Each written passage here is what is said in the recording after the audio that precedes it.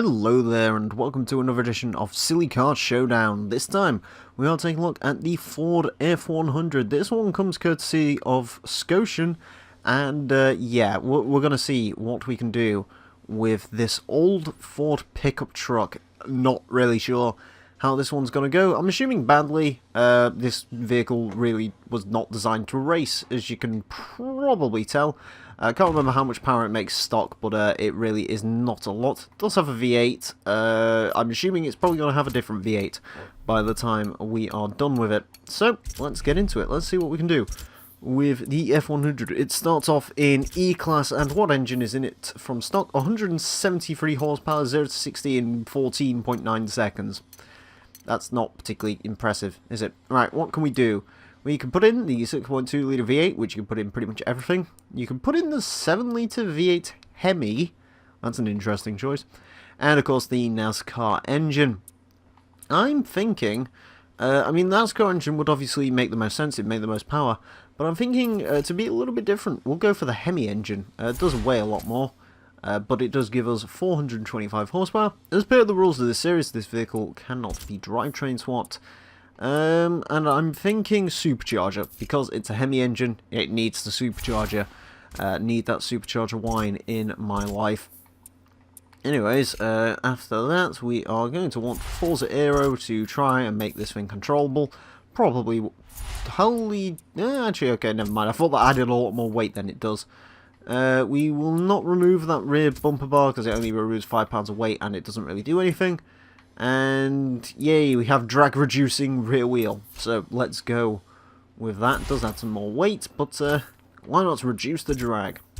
Right, we are going to want race tyres because everything else here has race tyres. Curious to see what sizes we get. 1 5.5s on the front turn to 2 4.5s on the front, which are actually pretty meaty, and 2 4.5s on the rear. Okay, so pretty meaty tyres all round then, which is pretty good. We will chuck all this stuff in. I've noticed that weight climbing, so it's now time to get some of the weight out of this thing, make it a bit less heavy. That driveline takes off a hell of a lot of weight. Differential, probably vital in a truck like this. Right, now on to the stuff this vehicle really needs. Let's go for the brakes, which we need. Suspension, which we... yes, there we go. Yes, right. Let's have the low truck. That is a very, very low truck. Yeah, and we are still removing some weight. Get the roll bars in there. Time to add some more weight on because, yes, we are going to want chassis rigidity. That is going to be rather important. So we will have that, and weight reduction. That actually doesn't drop us down as much as I thought it was. 600 pounds.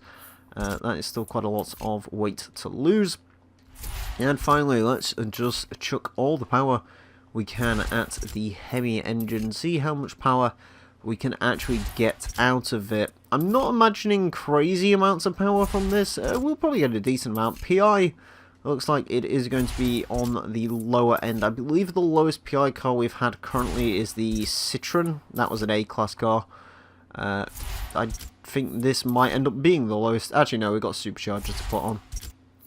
Okay, stick that in. Yeah, okay, that increases the PI somewhat. Still not a whole lot of power. 728 horsepower. Stick in that. 731. Actually, it might actually benefit us to keep it lighter, to be perfectly honest. How much does that add? Okay, you see, that adds a fair amount of power, but oil and cooling I may as well just leave off, because it's actually giving us a higher PI. 728 horsepower. I'm curious, if we stuck in the twin turbos, how much more power would we actually make? I'm probably going to switch it back to supercharging, but I'm actually just sort of curious. It would make itself a fair more power, but yeah, like I said, probably going to leave it supercharged, because supercharged wine is better than turbocharged wine. I'm sure we'll do a turbo Hemi build at some point, but not today. So that's left the intercool on, has it? Yes. Okay, so there we are. That is the Ford F-100 truck built up and ready to go. As I said, as per the rules of the series, the only things that these cars aren't allowed is a drivetrain swap, and that's all this vehicle hasn't been allowed. 728 horsepower, 717 foot-pound torque, 3,114 pounds of weight, A-class car, 679 PI, 57% of the weight over the front, which is actually pretty good for a pickup truck, because usually these things have no weight whatsoever over the rear end, front-engined, rear-wheel drive. I'm honestly not expecting huge things out of this truck, but you never know, it might be a bit of a sleeper hit. Let's go to Brands Hatch and find out how well it does. Alrighty then, we are here at Brands Hatch with our Ford F-100, and it is going to get 7 laps to set the best time it possibly can. Our current leader is the i8 V10, which set a time of a 46.066. That had all-wheel drive. It was a P-class vehicle, the i8. This is not a P-class vehicle. As far as this car, where it's going to go, probably somewhere around the Citroen 2C VTEC. It's probably going to be slightly quicker than that, about the same PI as that. Of course, it's not a front-wheel drive DEF machine, so 51 seconds maybe for the F-100 probably would be a good target for this vehicle as we grip onto the massive steering wheel. Gotta be honest, driving impressions so far aren't particularly great. It's a lot of understeer in the front and a lot of oversteer in the rear, sort of how I was expecting this pickup, well, how you'd expect sort of a super duper powerful pickup truck to drive.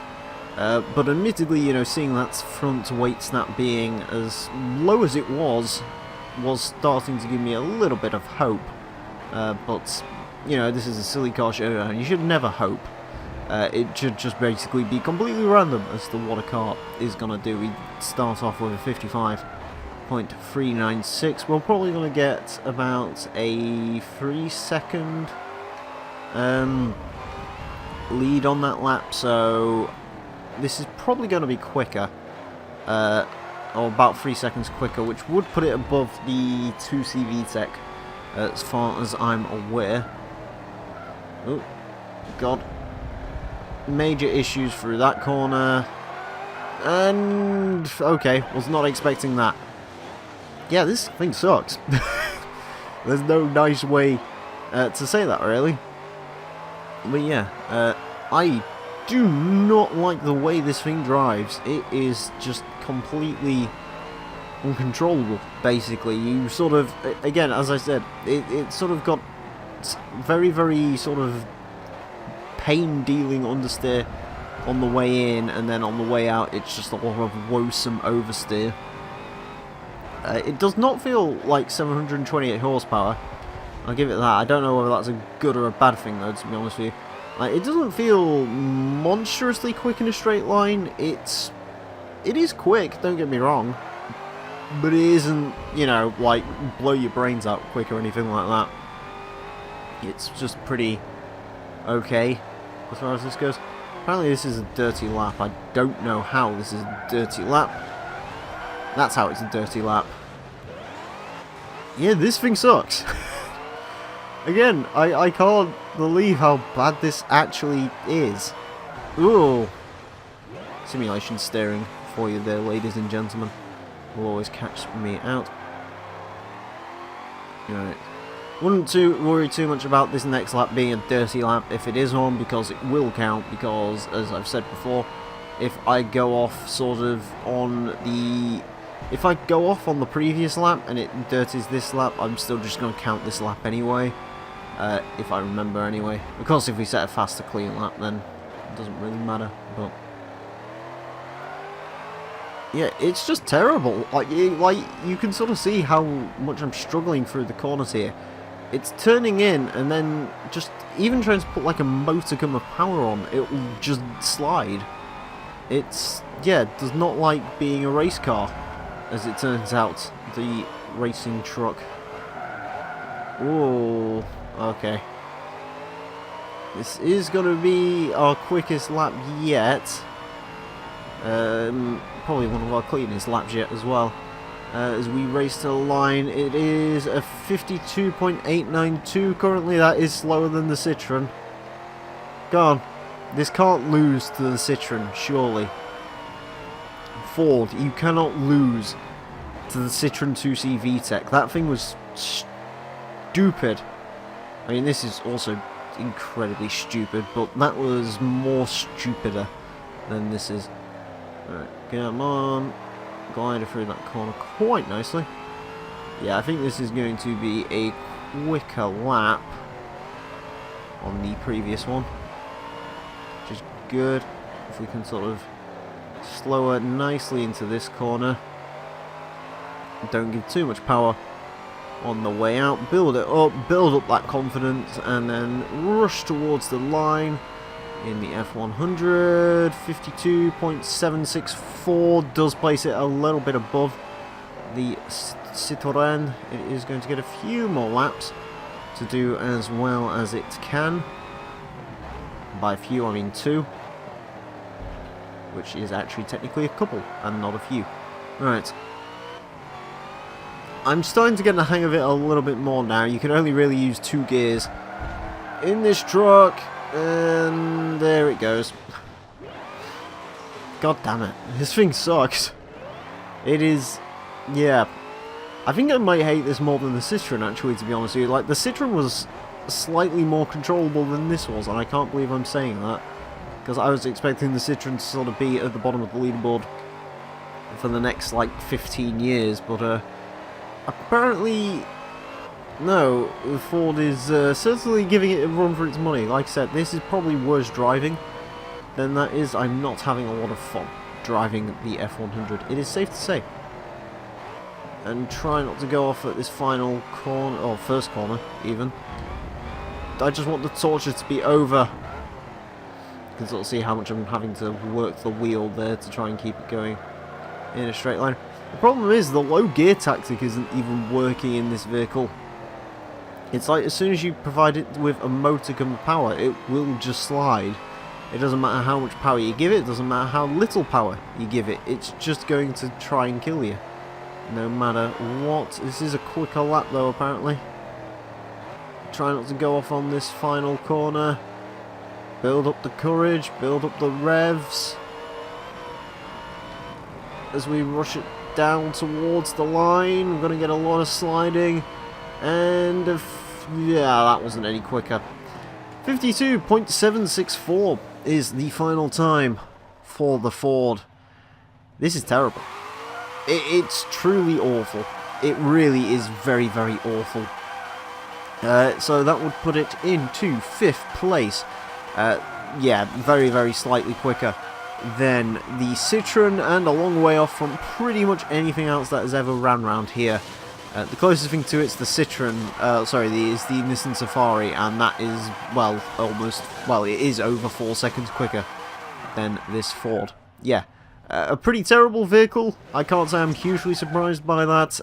Keep this one for lower class racing, folks.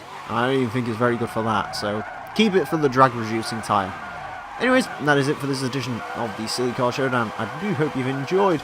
If you did enjoy and you'd like to see some more vehicles tackle this course, do let me know what you'd like to see, and if you'd like to see any Pacific engines or anything like that. And I will endeavour to have some fun and try them out. But until next time, friends, thank you all very much for watching, and farewell.